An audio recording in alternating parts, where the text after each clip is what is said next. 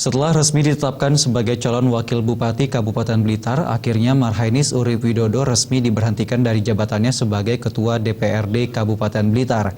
Untuk mengisi kekosongan pucuk pimpinan tersebut, Maskur dari Partai PKB ditunjuk sebagai pengganti sementara.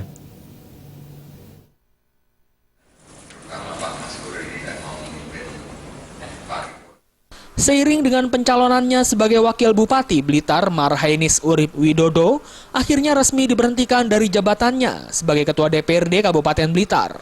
Penetapan tersebut merupakan hasil rapat paripurna yang dihadiri oleh seluruh fraksi untuk mengisi kekosongan pucuk pimpinan masing-masing Wakil Ketua DPRD yang terdiri dari Heri Ramadan dari Partai Amanat Nasional dan Sugianto dari Partai Gerindra sepakat menunjuk Maskur dari Partai PKB yang juga menjabat sebagai Wakil Ketua untuk menggantikan posisi yang ditinggalkan Marhainis. Pergantian sementara ini belum diketahui kapan berakhirnya. Yang jelas masa jabatan tersebut berakhir setelah terbentuknya ketua definitif atau terpilih berdasarkan ketentuan dan undang-undang yang berlaku.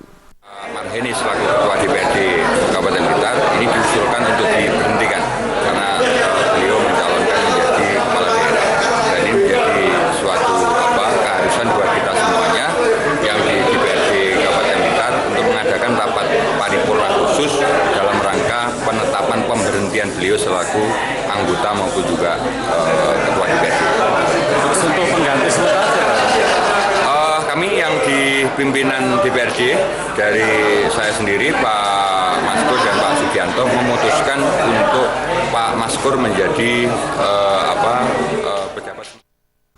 Sementara itu Maskur yang terpilih sebagai Ketua DPRD sementara mengaku belum ada agenda baru dalam kepemimpinannya. Pihaknya hanya melanjutkan agenda-agenda yang sudah disusun ketua sebelumnya. Dari Blitar, Jawa Timur, Khairul Abadi melaporkan.